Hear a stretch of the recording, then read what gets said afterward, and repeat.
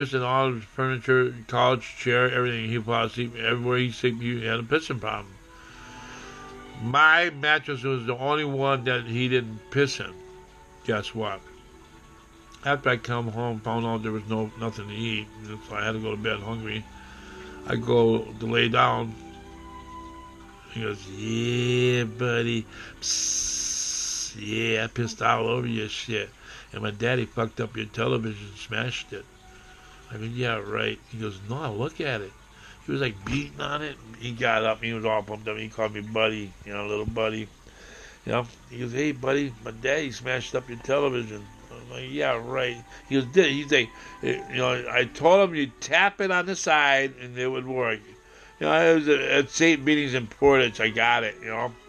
And I had it for about 10 years or whatever, but you tap it on the side and it would work. You tap it just right, it would work. I don't have a loose fuse or whatever. But he said his retarded dad, Victor, wasn't his real dad, but anywho, he said he was like beating on it, pounding on it, just boom, boom, boom, boom, boom, boom, then shaking and banging against the wall. And he hit it real hard one time. I mean, really smacked it right upside it, and it fell off the dresser.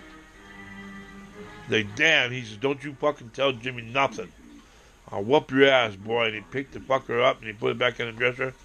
And they all went to bed and act like nothing happened. Don't shit. And he got up. He says, "Look at it, look at it, look at the back." I'm like, oh my fucking God. This was it.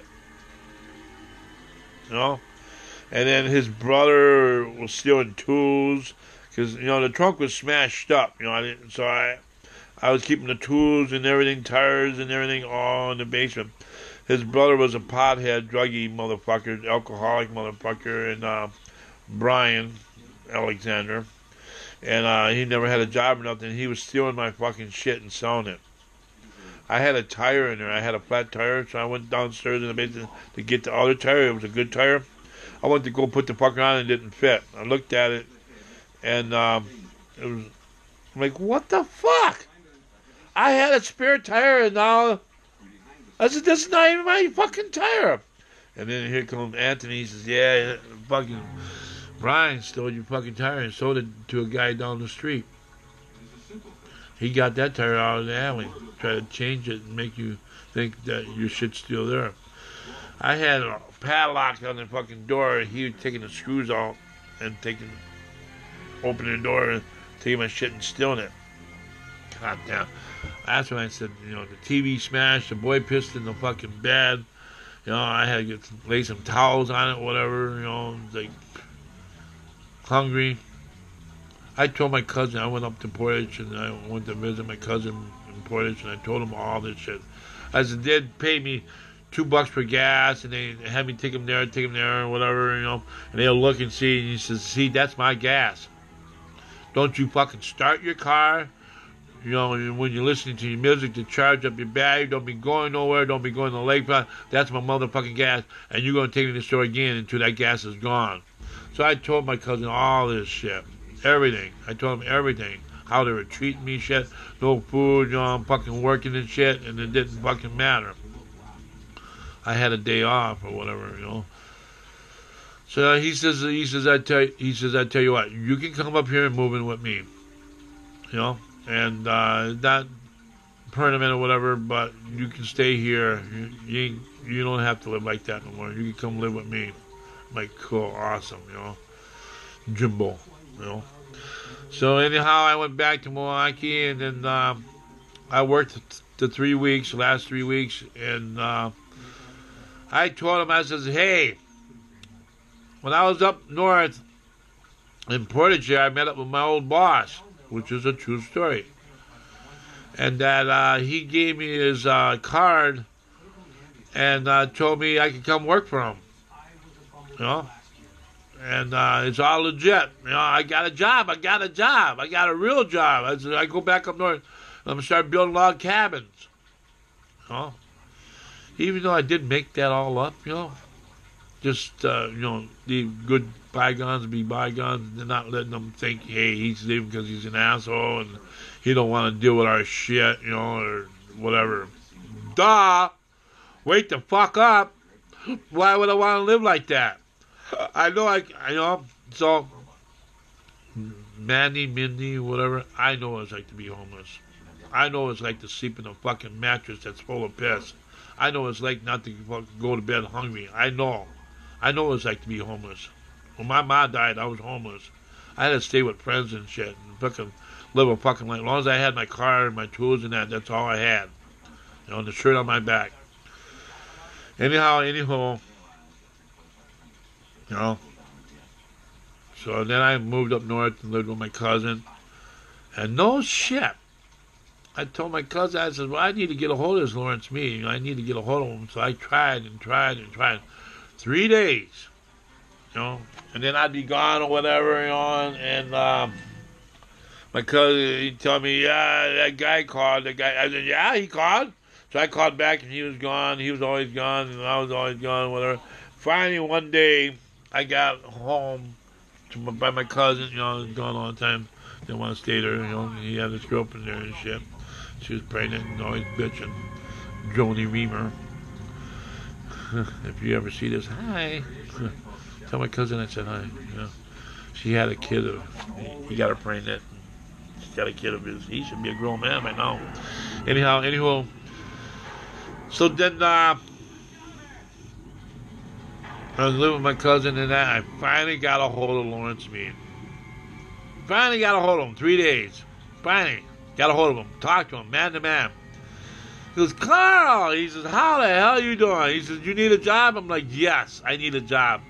So he got me hooked up with him, go out to Wisconsin Dells and cut up slabs, making bundles. That was my first job working for him. So he went by how many bundles I did. He says, we get guys here. I mean, he had a whole shit barn full of slabs because he was building log cabins, and he was smart. And they saved everything, made money from everything.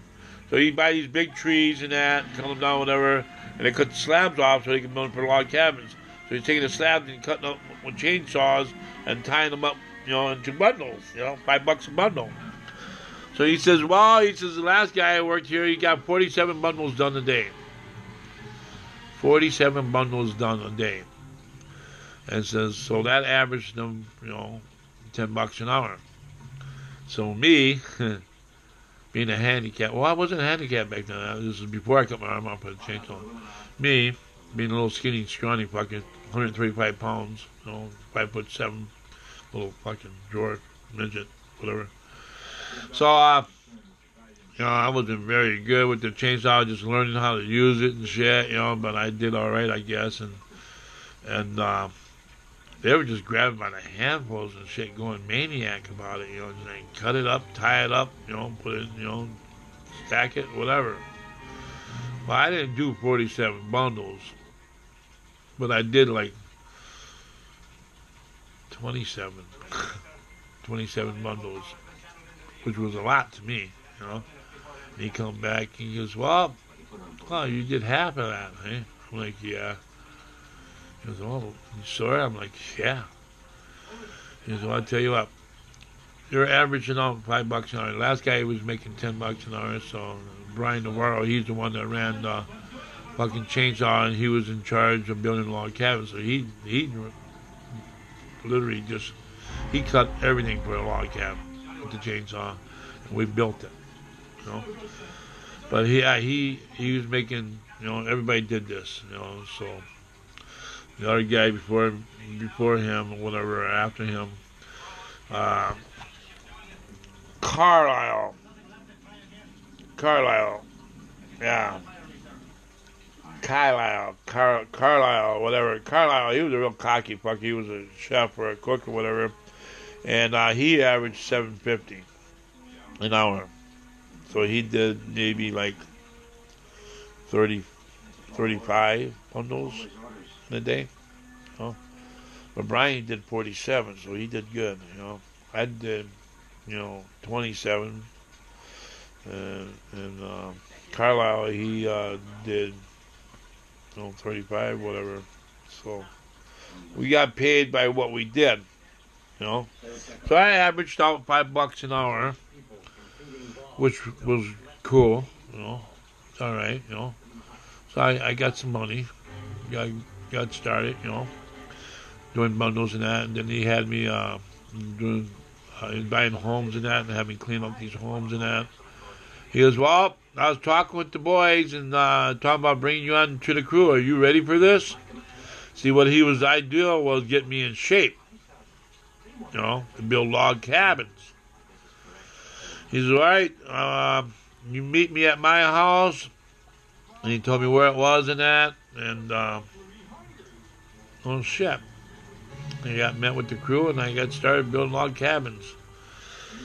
And I remember halfway in between, we built like 5 log cabins or whatever. On the second log cabin, they had me pushing with this 2x4.